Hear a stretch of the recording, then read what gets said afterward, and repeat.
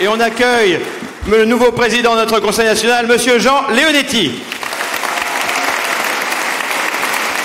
Merci. Monsieur le Président, mon cher Laurent, permets-moi de saluer les personnalités qui sont autour de toi. D'abord, le président du Sénat, mon ami Gérard Larcher, qui a redonné des couleurs en gagnant le sénatorial contre toute attente du pouvoir actuel. Christian qui gère ce groupe à la fois d'une main de fer, mais avec un énorme gant de velours. Et qui le fait, j'allais dire, mon cher Christian, à l'ancienne. Voilà, à l'ancienne, mais loyale. Bruno, merci. Merci de faire porter les valeurs au cœur de notre mouvement. Le groupe majoritaire au Sénat te reconnaît comme un chef et qui porte des valeurs. Et puis merci à Bernard. Vous pouvez applaudir aussi Bruno quand même.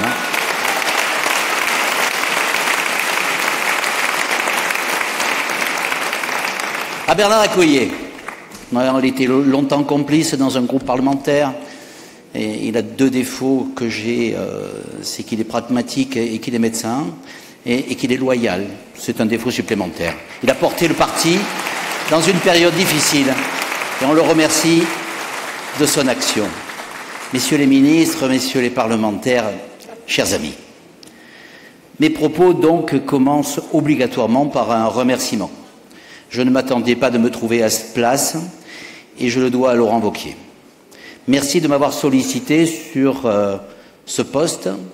Merci à vous tous de ne pas l'avoir contesté. Merci de ne pas avoir été candidat. Et merci de m'avoir permis d'être là aujourd'hui. Voilà.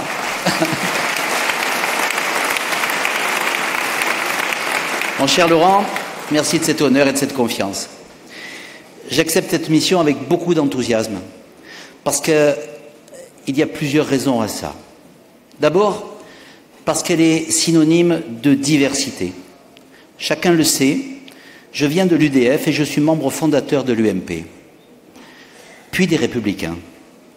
Je continue à penser que nous avons beaucoup plus de choses à mettre en commun et qui nous rassemblent que de sujets qui nous divisent. Je me souviens déjà de cette période, assez ancienne déjà, dans laquelle il y avait un groupe UDF et un groupe RPR à l'Assemblée nationale. Et quand on prenait la parole, on disait « je prends la parole au nom de l'opposition », puisque nous étions dans l'opposition à cette époque-là, et on le disait au nom du groupe UDF et RPR, parce que nous nous étions rendus compte qu'effectivement nous avions les mêmes mots, les mêmes convictions, les mêmes combats. Je crois à la diversité de ce mouvement, qui est un gage d'unité. Mes combats ont toujours été ceux de ma famille politique. Vos combats sont les miens, mes combats sont les vôtres. C'est une famille politique. Dans une famille politique, dans une famille tout court, de temps en temps, on ne s'entend pas complètement. Il y a une génération qui conteste la suivante, il y a la génération qui monte, qui conteste celle qui précède. C'est assez classique et c'est assez normal. Mais moi, j'ai le sens de la famille. Et le sens de la famille, c'est qu'on est ensemble, on gagne ensemble, on perd ensemble et on continue ensemble. Je n'oublie pas une seconde que lorsqu'avec beaucoup d'amis qui aujourd'hui prennent brillamment le relais, on a débattu des lois de bioéthique et de fin de vie. On a parlé de valeurs. Et si nous avons emporté ensemble la conviction de l'ensemble de l'hémicycle, nous l'avons fait sur des convictions et jamais sur des compromissions. Et j'ai eu le soutien à ce moment-là de tous ceux et toutes celles qui viennent des libéraux, qui viennent des centristes, qui viennent des radicaux, qui viennent des gaullistes, parce que nous sentions que c'était le cœur et l'âme de notre parti, parce que c'était le cœur et l'âme de notre pays. Merci à vous tous pour ce soutien. La diversité, bien sûr, ça n'exclut pas la loyauté. La loyauté, ça n'est pas la fidélité. La fidélité, c'est celle du chien à la laisse courte, à qui on ne laisse aucune possibilité, qui obéit au maître ou au gourou. La loyauté, c'est défendre au sein de sa famille son point de vue, de le faire loyalement, d'argumenter, d'essayer de convaincre Et à la fin, accepter la règle de la majorité. C'est ça, la loyauté.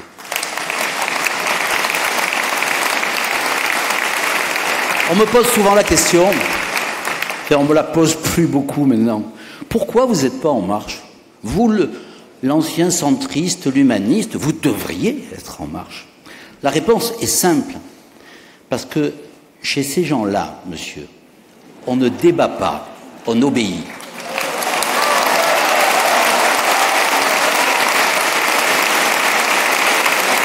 Mon cher Laurent,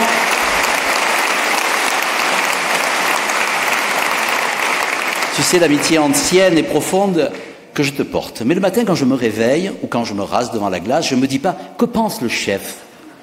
Je me dis simplement « comment pouvons-nous ensemble, à tes côtés et derrière toi, redresser notre mouvement et le reconstruire ?»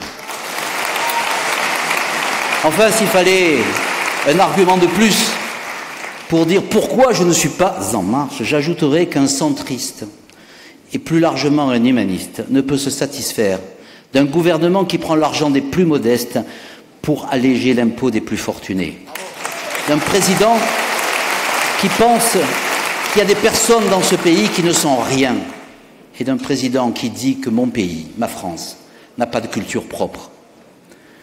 La deuxième raison de mon engagement, et il n'étonnera personne, c'est que je considère que le Front National est un danger pour notre pays.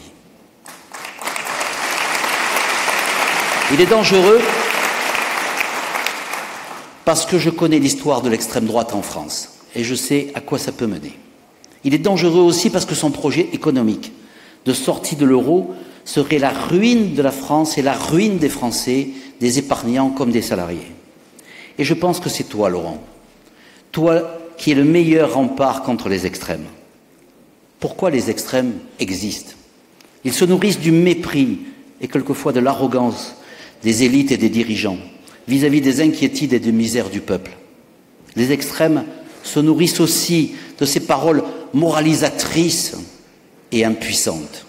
Osons donc accepter le parti de ne pas choisir le parti unique, de ne pas choisir la pensée unique, de dire les choses. Osons nous opposer à un gouvernement qui n'applique tout simplement pas le programme qui était le nôtre. Osons être cette voix dissonante dans le concert des louanges bêlement et des ralliements opportunistes. Osons ne pas ressentir une admiration sans borne à tous les actes que fait le président de la République. Osons enfin ne pas s'excuser, s'expliquer avec les gens qui venaient de notre formation politique pour leur dire « ben non, j'y vais pas, non, je reste dans ma famille ». C'est eux qui devraient plutôt se justifier de dire pourquoi ils sont partis de la famille politique qui est la nôtre. La troisième raison qui fait que j'ai accepté cet honneur, c'est que nous devons reconstruire la maison. Et on reconstruit la maison avec un projet. Nous avons les fondations, elles sont simples, ce sont nos valeurs. Comment on reconstruit ce projet? D'abord en acceptant d'être lucide et modeste. Peut-être ça nous changera un petit peu, ça nous donnera le loisir de constater que nous avons perdu 2 élections majeures et pourtant promises, et que nous avons perdu l'imperdable. On peut trouver les raisons de ce terrible échec dans l'affrontement stérile des personnes et des affrontements de chapelle,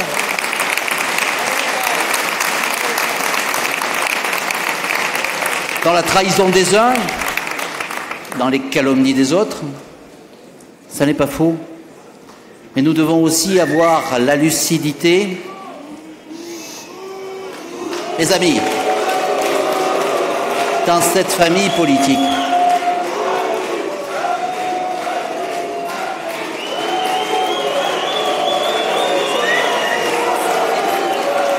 mes chers amis, Valérie Pécresse fait partie de notre mouvement. Cependant, je souhaiterais qu'elle rentre avec une discrétion qui s'impose dans une situation pareille. Mes amis, je vous demande d'accueillir très chaleureusement, avec des applaudissements nourris, Valérie Pécresse. Merci à vous.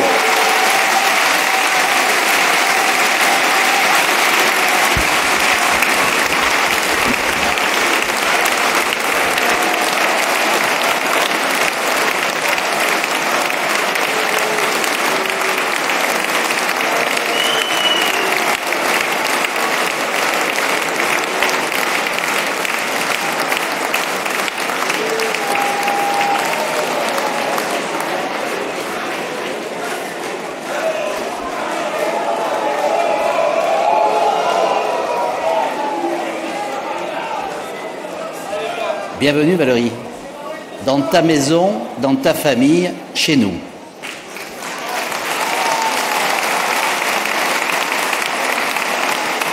Eh bien oui, nous avons très probablement déçu une partie de notre électorat. Nous les avons déçus d'abord parce que nous n'avons pas toujours fait après ce que nous avions dit avant, et nous les avons déçus aussi parce que peut-être avons-nous manqué d'idées nouvelles. Nous les avons déçus. Et lorsque l'on dit après, ou que l'on fait après des choses que l'on avait dit avant, je vous demande d'accueillir chaleureusement Monsieur Édouard Balladur, Premier ministre.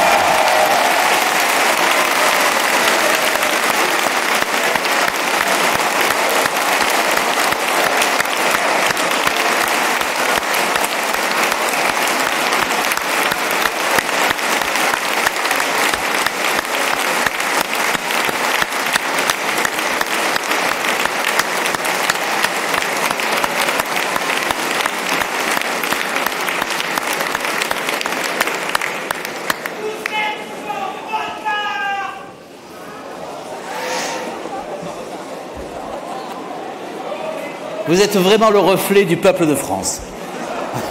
Hein? Rebelle, bruyant, mais rassemblé. Voilà.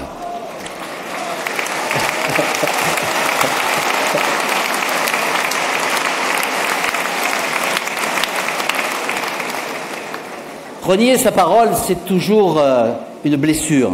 C'est une blessure pour celui qui le fait, et c'est une blessure pour celui qui l'entend. Nietzsche a une phrase terrible. Il dit « Ce qui me bouleverse, ce n'est pas que tu m'aies menti, mais c'est que jamais plus je ne pourrai te croire. » Il y a un bel exemple en ce moment. Le président de la République, à Notre-Dame-des-Landes, a bafoué sa parole. Il a bafoué la démocratie. Il a bafoué les élus locaux. Il a bafoué un territoire. Il a bafoué l'autorité.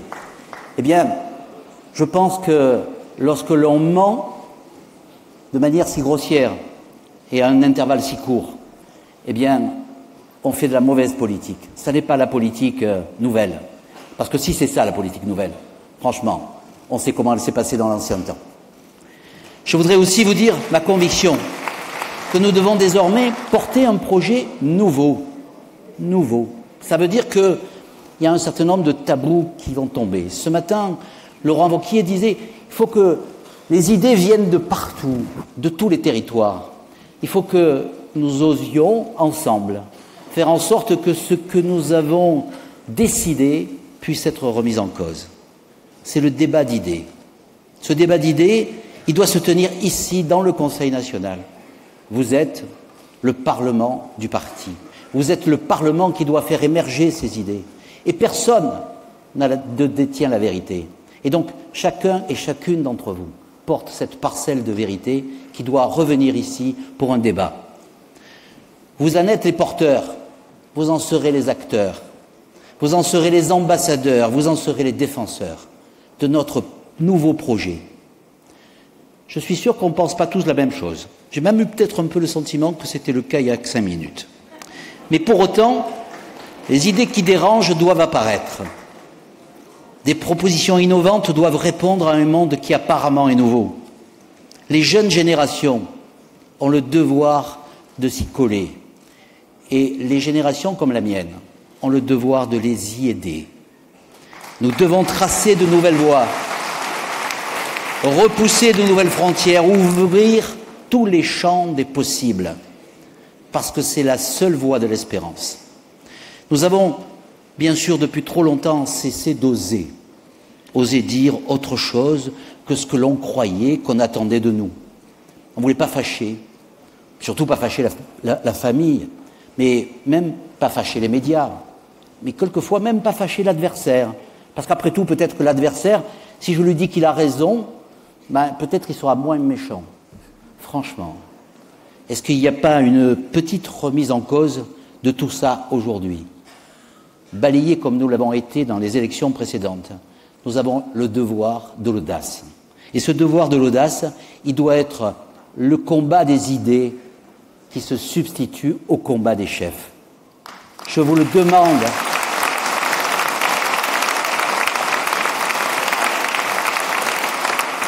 Je vous le demande parce que c'est la seule voie pour que nous puissions porter un projet innovant et rassembleur. Quelles sont les valeurs? Nous les avons écrites ensemble lorsqu'on a formé l'UMP. Tiens, au passage, c'est ici que s'est formé l'UMP. C'était un bel endroit, c'était un beau moment. Et si on refaisait une renaissance, si on faisait une renaissance sur les valeurs, on était plusieurs à écrire de toutes les formations politiques. Qu'est-ce que c'est nos valeurs? Il y avait un grand jeune homme vêtu de noir qui écrivait et qui faisait la synthèse de nos propos. Ce jeune homme était brillant. Il s'appelait Laurent Wauquiez.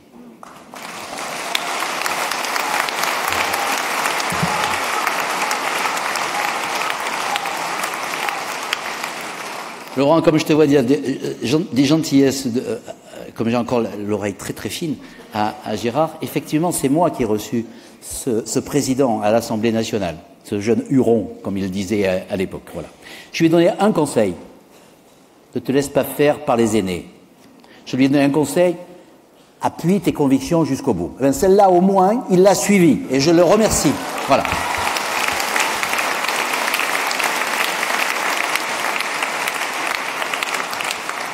Oui, nous sommes le parti de la liberté, de la responsabilité et de l'autorité.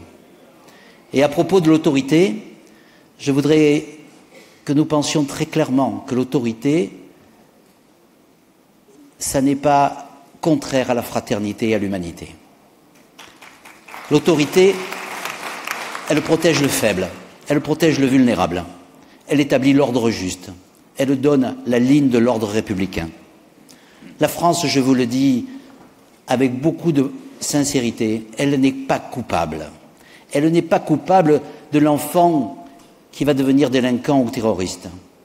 Elle est coupable de ne pas avoir assumé son autorité pour que cet enfant-là ne puisse pas avoir le chemin de la République et le chemin des valeurs. Relisez la lettre de Camus. Camus est prix Nobel. Et la première des choses à laquelle il pense, et c'est normal, c'est à sa mère. Mais la deuxième chose à qui il pense, la deuxième personne à qui il pense, c'est à son instituteur. Et il lui dit: sans votre main affectueuse, jamais le petit enfant pauvre que j'étais n'aurait pu arriver là où je suis. Eh bien, méditons cette phrase. La République doit avoir une main affectueuse et ferme. Elle doit guider, elle doit sanctionner, elle doit aussi promouvoir. L'autorité, c'est aussi l'humanité. Quand on est faible et quand on est pauvre, c'est l'autorité qui protège. Et c'est le laxisme qui expose. La laïcité, ça protège les femmes dans les banlieues. Ça protège les jeunes dans les quartiers. Ça protège nos enfants à l'école. La laïcité, c'est notre force. Relisez Pascal. Pascal dit: la force sans la justice, c'est la brutalité et même la tyrannie. Mais la justice sans la force, c'est l'impuissance. Eh bien, nous sommes la force juste des lois de la République.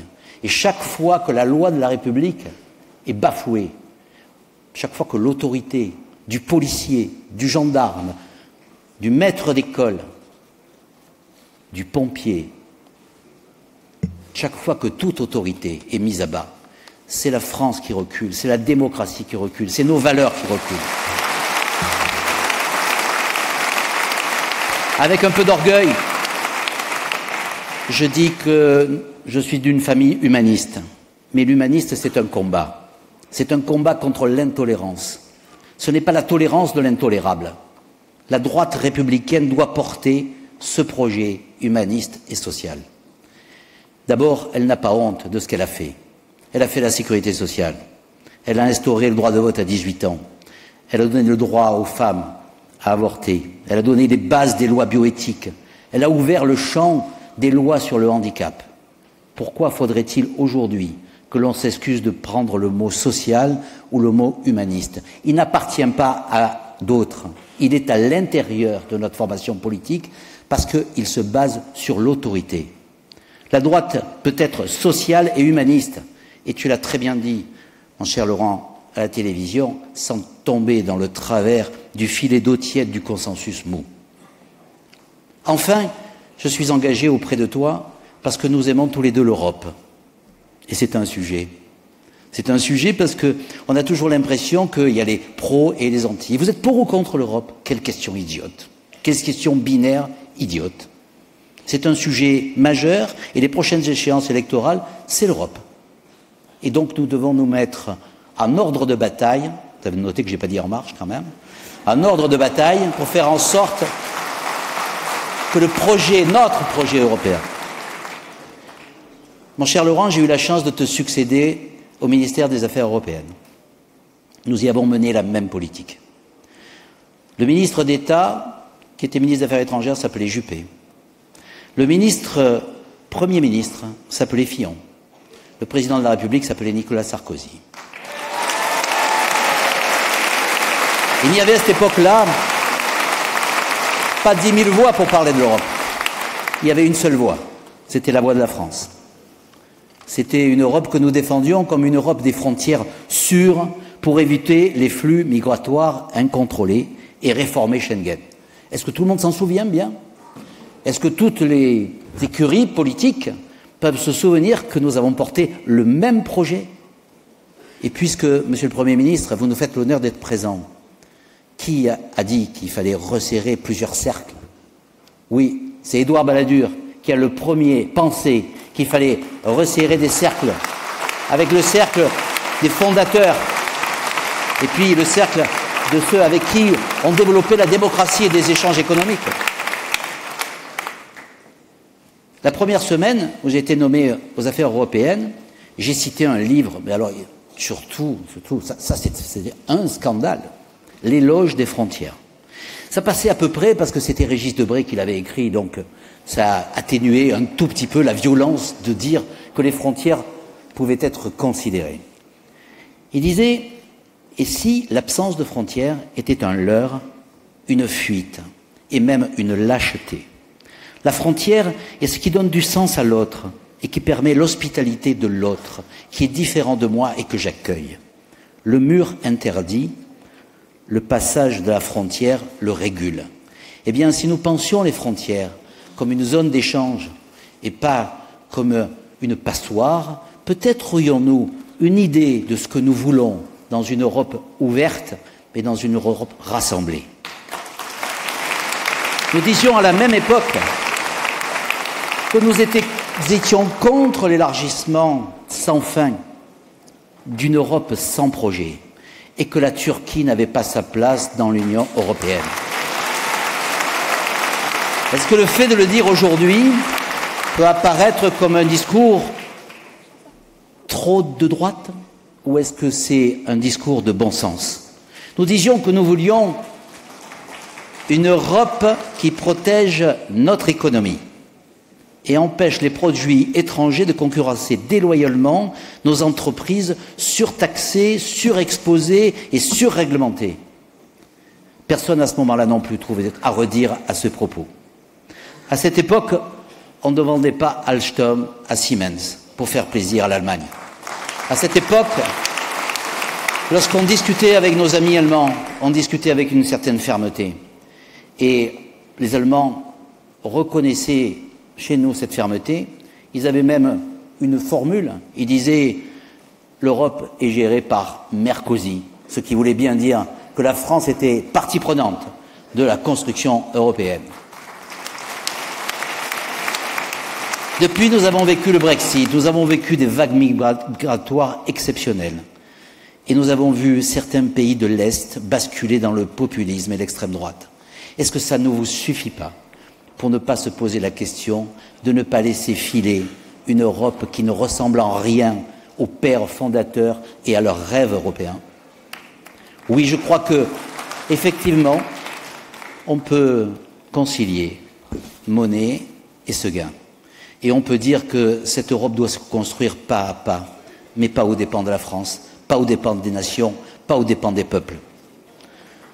Entre la sortie de l'euro de Mme Le Pen et le fédéralisme de M. Macron, finalement, il y a un juste milieu. Ça ne déplaît pas aux centristes, le juste milieu, mais surtout quand il est porté avec conviction et avec force. Notre combat, c'est aussi, et je ne devrais pas dire aussi, je devrais dire surtout, la France et les Français. Ne l'oublions jamais. N'oublions jamais d'où nous venons. Nous sommes les héritiers de ces paysages, de ces villes, de ces villages, de ces remparts et de ces clochers. Nous sommes les héritiers privilégiés d'une histoire qui a fait ce que nous sommes. Parce que nous sommes effectivement les héritiers du Sacre de Reims et les héritiers de la fête de la Fédération. Nous sommes les héritiers des héros, des savants, des artistes, des écrivains, et leur talent et leur sacrifice nous obligent. Héritiers des Grecs, qui nous ont appris le tragique de la vie et en même temps la démocratie et donc l'égalité. Héritiers de la chrétienté, qui nous a appris l'amour de l'autre et donc la fraternité. Héritiers aussi des philosophes des Lumières, qui nous ont appris cette arrogance française, mais qui a ce goût de la liberté, que nous avons réussi à diffuser dans toute l'Europe et dans le monde entier. Cet héritage, c'est notre culture. Et j'ose dire notre identité culturelle. Nous sommes le peuple libre et rebelle qui permet de dire, quelles que soient nos origines, nos religions, avec une fierté indicible, je suis français. Je suis français parce que, au fond de moi, j'ai une certaine idée du bonheur, peut-être aussi de l'amour et de la liberté. Oui, j'ai une certaine idée de la France, comme le disait le général de Gaulle, et je ne la sacrifierai pas à une mondialisation financière.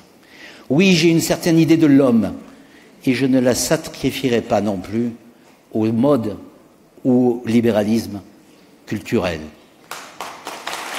Quelle que soit la mode, quels que soient les sondages, nous continuerons à dire qu'un enfant ne s'achète pas sur Internet, qu'un ventre de femme ne se loue pas, et que les enfants ne sont pas des marchandises que l'on peut commander et puis rejeter. Je continuerai à défendre la dignité de l'homme. La dignité de l'homme, ça ne décline pas avec nos forces. Il n'y a pas des gens qui sont moins dignes parce qu'ils sont près de la mort. La dignité, au contraire, c'est leur visage. C'est ce visage de la fragilité et de l'humanité qui finit. Eh bien, cette dignité humaine, souvenons-nous toujours qu'elle n'est pas l'estime de soi, qu'elle n'est pas l'orgueil de se regarder dans une glace. Elle est inhérente à l'humanité. Et nous le défendrons jusqu'au bout. Voilà le débat que nous avons apporté. Ce débat exigeant, nous allons le porter ensemble, pour toi, avec toi, Laurent. Voilà l'aventure que Laurent Wauquiez vous propose aujourd'hui. Je m'engage à aider à construire avec vous ce nouveau projet, pour la République et pour la France. Merci.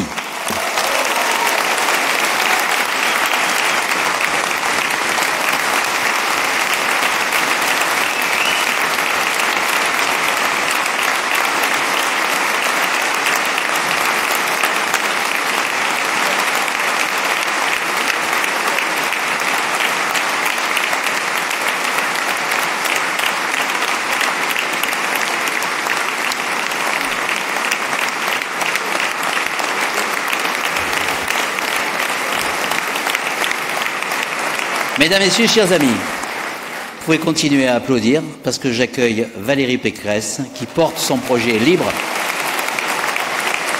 et qui le présente comme un mouvement associé à notre mouvement politique.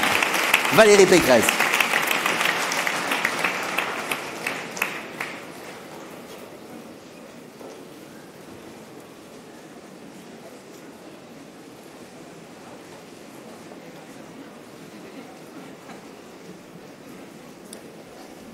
Monsieur le Président, cher Laurent, Monsieur le Président du Conseil national, cher Jean Leonetti, Monsieur le Président du Sénat, cher Gérard, Mesdames et Messieurs les parlementaires, Mesdames et Messieurs les anciens ministres, les présidents de groupe, Mesdames et Messieurs les élus, et puis finalement, d'abord, chers amis, bienvenue à tous en Île-de-France, bienvenue à tous dans ce 5e arrondissement, dont je salue la maire Florence Berthoud et son équipe, qui ont vaillamment résisté à la gauche en 2014. C'est profondément symbolique pour moi que nous nous retrouvions ici aujourd'hui. Alors vous me permettrez pour commencer cet après-midi d'avoir une pensée particulière pour tous nos amis élus et militants qui sont retenus dans leur ville par le secours aux habitants, car la région, vous le savez, est confrontée depuis quelques jours à de très graves inondations. Je les rejoindrai une fois mon discours achevé, car ma place est auprès de mes habitants dans la détresse, et je sais que tous ici vous le comprenez.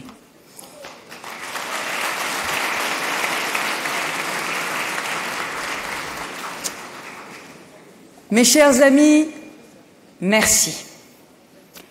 Merci d'être là aujourd'hui. C'est banal, me direz-vous, de commencer un discours par merci. Mais aujourd'hui, ce merci est tout sauf anodin. Il veut dire ma reconnaissance, mon estime et mon affection. Il salue la force de vos convictions, votre engagement, votre courage, votre constance. Dans la tempête de la dernière présidentielle, vous étiez là. Dans la vague des législatives, aux côtés de nos valeureux candidats, vous étiez toujours là. Et aujourd'hui, vous êtes venus. Alors je veux vous dire que votre confiance me touche, mais qu'elle nous oblige aussi. Merci.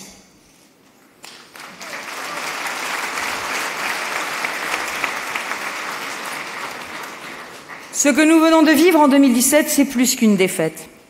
C'est un changement d'époque. Il va falloir tout reconstruire pierre par pierre. Beaucoup de nos électeurs, de nos militants, de nos élus sont partis. Beaucoup ont pris du recul. D'autres s'interrogent et doutent. Moi, je suis venue vous dire que je suis là. Avec vous, au milieu de vous.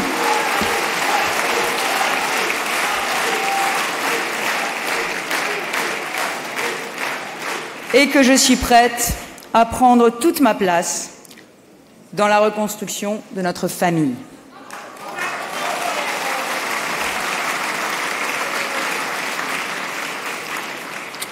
Soyons lucides, aux dernières élections présidentielles, seulement 6% des Français de moins de 35 ans, 6% des Français de moins de 35 ans ont voté pour nous. Quel signal d'alarme! Nous devons rénover totalement notre logiciel. Nous devons apporter de vraies réponses, des réponses nouvelles, des réponses innovantes aux défis de notre temps. L'emploi, l'environnement, la cohésion sociale et territoriale. Nous devons imaginer des protections efficaces, des protections nouvelles aux menaces de notre temps. Le terrorisme, l'insécurité, les flux migratoires incontrôlés, la montée du communautarisme et de l'islam radical. Alors, dès à présent, des failles d'Emmanuel Macron apparaissent.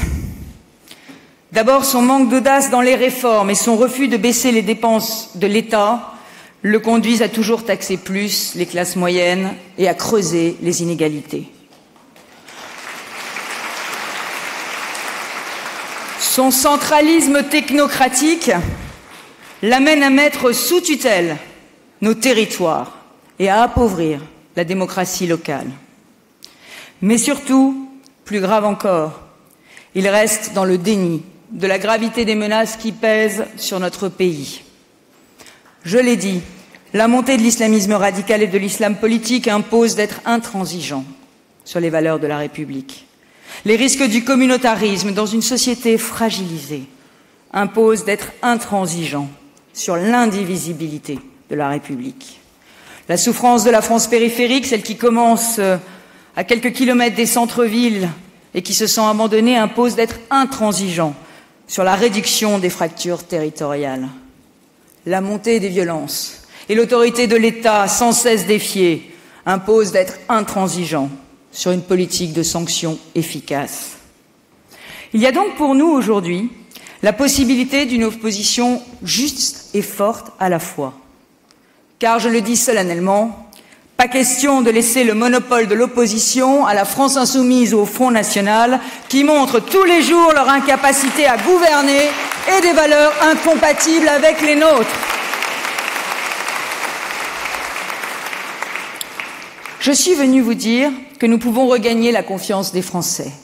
J'en ai la conviction, et peut-être beaucoup plus rapidement qu'on ne le dit. Mais seulement à 2 conditions. Gagner la bataille de la crédibilité et relever le défi du rassemblement. La crédibilité. La crédibilité, c'est faire ce que nous disons. Et pour cela, nos territoires, les collectivités que nous dirigeons, nos résultats seront nos meilleurs étendards. Dans ma région, nous voulons incarner à la fois l'ordre, l'exemplarité, mais aussi l'espoir. L'ordre. Nous avons mis fin à la quasi-gratuité des transports pour les étrangers en situation irrégulière et leurs familles instaurée par la gauche.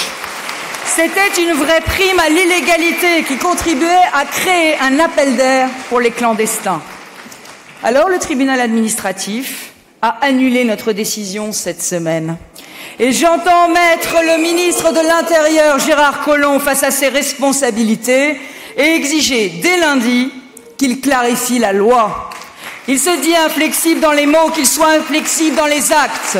Si les clandestins ont vocation à rentrer chez eux, la loi ne doit pas imposer de leur donner des transports quasi gratuits.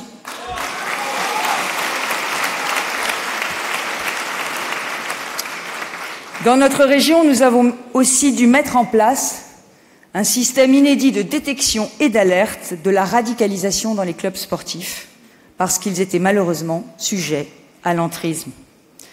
Nous faisons désormais signer à toutes les associations une charte de la laïcité et des valeurs de la République, qui conditionne le versement de toute subvention pour éviter les dérives. Nous portons un message d'émancipation des femmes, alors qu'elles sont exclues de fait de certains espaces publics.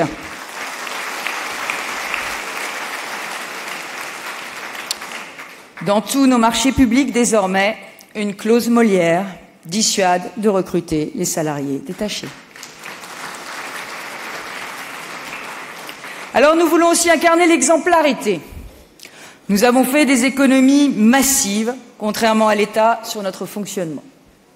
Nous avons renforcé massivement, contrairement à l'État, qui les abandonne, cher Bruno, les investissements stratégiques pour l'avenir.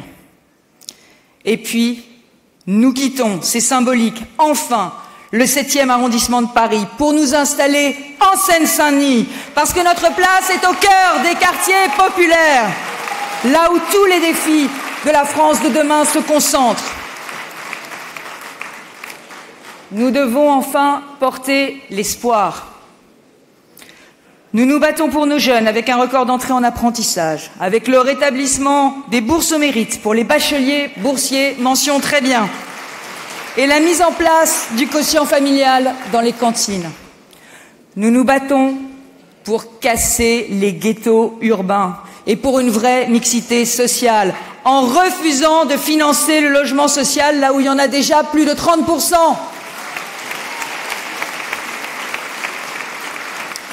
Nous avons enfin, pour nos 2 millions d'habitants du rural, mis en place un pacte rural pour assurer un juste retour de subventions et d'investissements à nos villages oubliés.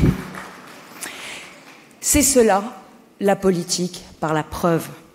Et c'est ainsi que nous construisons pas à pas notre crédibilité. Mais je le dis aussi clairement, pour regagner le cœur des Français, nous devons aussi relever le défi du rassemblement. J'ai acquis la conviction que la droite d'aujourd'hui est plurielle. Et nous ne rebâtirons pas une famille solide si nous ne reconnaissons pas ce pluralisme. Jacques Chirac, auquel nous adressons tous ici une pensée affectueuse,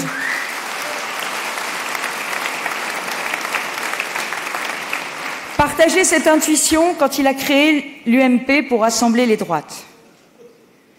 Nicolas Sarkozy, quand il nous a porté...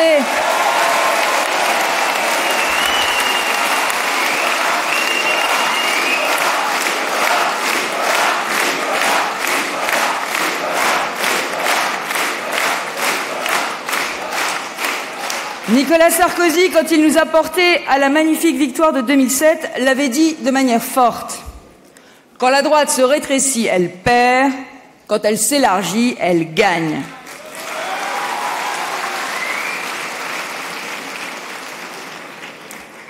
Pour qu'un édifice résiste au temps, pour qu'une cathédrale accroche le ciel, il lui faut une assise large, une fondation solide. Alors, face à l'hémorragie que nous venons de subir, il est grand temps de reprendre des forces. C'est pour cela que j'ai créé Libre. Parce que je pense qu'aujourd'hui, il y a deux droites. Et nous ne regagnerons que si ces droites savent s'écouter, se parler et se comprendre.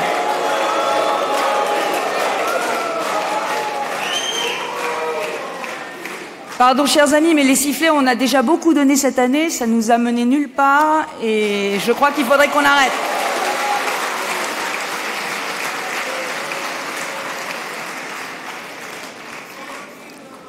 Mais c'est vrai, il y a une droite qui est un peu plus conservatrice et une droite qui est un peu plus progressiste.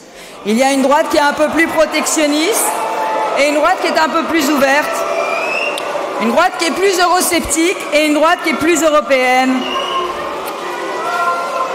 Une droite qui, à l'élection présidentielle face à Marine Le Pen, a appelé à voter Macron et une qui ne l'a pas fait.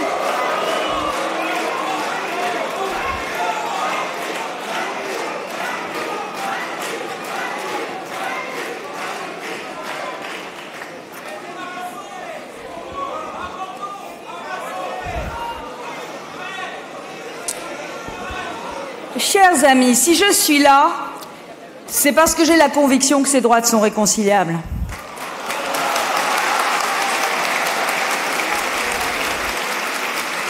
Alors oui, la réconciliation des droites, mais on en a besoin, hein, parce que là, je vois la salle, on a carrément besoin de réconciliation. Mais la réconciliation des droites est possible, ça ne dépend que de nous. C'est le pari que je fais, c'est le pari audacieux que je vous invite à faire.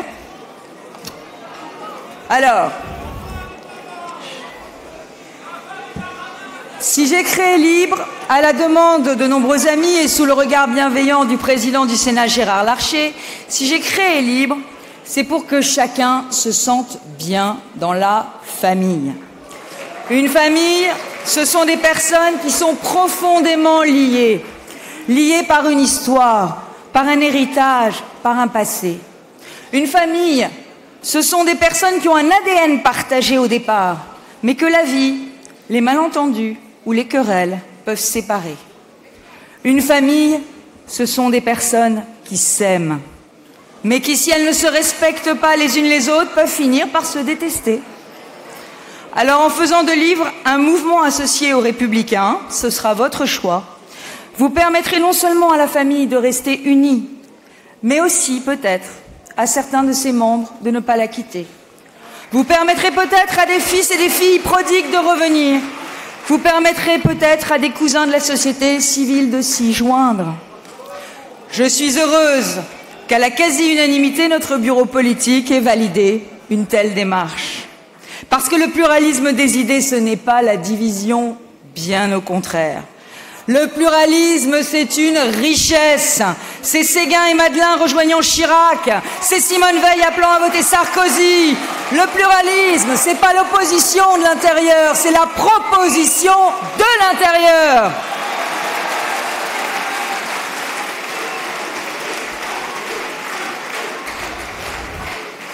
Alors, je l'ai dit, c'est votre choix et ce sera votre choix.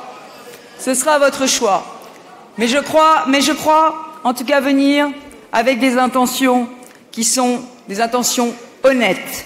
N'ayons pas peur, ne bridons pas la liberté de parole, n'ayons pas peur de la liberté de ton, de la créativité, de la diversité. Encourageons-les et encouragez-les pour une seule et bonne raison.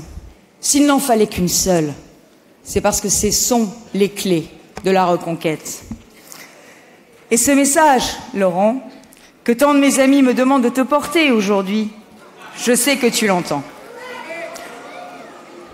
Mais non, mais attendez, sinon la prédiction de Nicolas Sarkozy se réalisera et l'histoire se répétera. C'est pas ça que vous voulez. C'est pas ça que nous voulons. Alors, mes chers amis, notre famille est comme toutes les familles. Elle est bien loin d'être parfaite. Elle vacille quand elle oublie ses racines.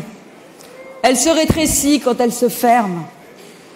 Elle périt quand elle n'est pas nourrie par du sang neuf, galvanisée par des nouveaux projets et des nouvelles idées, mais surtout irriguée par l'amour de la France. Et oui, ce qui nous unit finalement tous ici, est-ce que c'est pas profondément et d'abord l'amour de la France, l'amour d'une France que nous avons chevillée au cœur. On n'est pas militant par hasard. Quand on devient militant, on s'engage. Quand on devient militant, on prend le risque de se faire insulter sur les marchés pour défendre ses idées. On prend le risque de se faire mal regarder. On prend des risques, on s'engage. Et vous vous engagez parce que vous aimez la France. Vous aimez cette France qui n'est elle-même, Monsieur le Premier ministre, que dans la grandeur. Une France qui n'a pas fini d'étonner le monde. Alors vive la République et vive la France!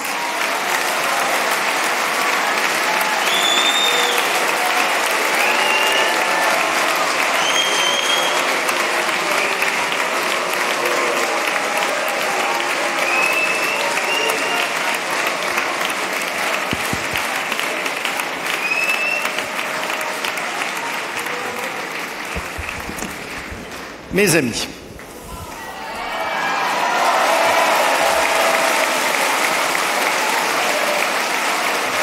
je vous aime comme vous êtes. Et comme l'a dit Jean, avec le tumulte, la passion et la fureur. Et c'est cela, être un militant des Républicains. Vous m'avez fait confiance. Et en me faisant confiance, je vous demande de comprendre ce que je souhaite faire pour notre parti des Républicains. Je veux, et je vous en parlerai tout à l'heure, que notre famille politique retrouve un cap clair. Je crois et j'en suis profondément convaincu, comme Valérie l'a exprimé avec ces mots, qu'il y a une droite. Qu'elle peut être diverse, mais qu'il y a une droite. Une seule famille politique.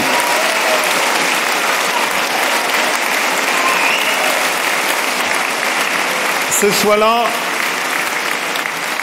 je le porte avec chacun d'entre vous. Mais je vous demande de me faire confiance. Il faut que vous compreniez que mon devoir est systématiquement de tendre la main. Je me suis fixé des lignes rouges. Je ne cherche pas à retenir ceux qui ne veulent pas rester dans notre famille politique et qui considèrent qu'ils ne partagent plus notre vision. Mais à l'inverse, je veux systématiquement tendre la main à ceux qui m'aient soutenu ou non, à ceux qu'ils soient à l'image de Jean exactement des mêmes idées que moi ou qu'ils en aient d'autres, à l'image de Valérie qui fait le choix qui est le sien et le chemin qui est le sien, mais qui reste à l'intérieur de notre famille politique. Valérie m'a demandé de pouvoir créer un mouvement qui soit un mouvement qui nous rassemble aussi, qui ne soit pas destiné à créer une chapelle, mais qui permette de nous élargir et de nous adresser à des personnes auxquelles nous avons aussi besoin de parler.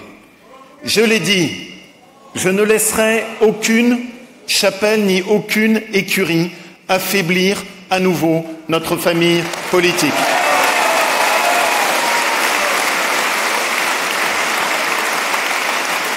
Mais j'ai suffisamment confiance dans Valérie et dans sa capacité à comprendre que sa voix est attendue, surtout quand elle défend nos idées, que sa voix est attendue quand elle porte notre parole avec force et que sa voix est attendue quand elle travaille pour une équipe commune et qu'elle ne tire pas contre son camp. C'est ce qu'elle a décidé de faire et je vous demande de lui faire confiance.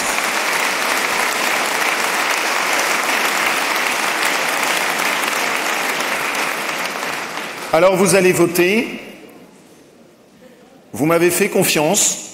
De la même manière que vous m'avez fait confiance, je vous demande de voter pour que Valérie puisse structurer à l'intérieur de notre famille, tout en étant profondément adhérente des Républicains, en défendant les idées qui sont les nôtres, cette sensibilité de libre qui nous permettra juste de nous élargir. Merci de votre confiance. Jean, c'est toi qui procèdes. Eh bien, c'est dit et c'est clair. Donc, eh bien, chers amis, vous le savez, le rouge, c'est non, le bleu, c'est oui. Vous allez me forcer à compter, là.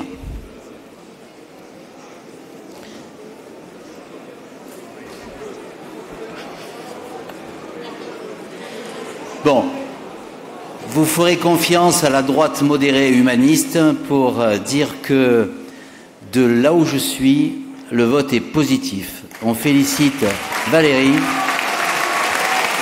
et on remercie chaleureusement Laurent Wauquiez pour cette marque d'ouverture et de rassemblement.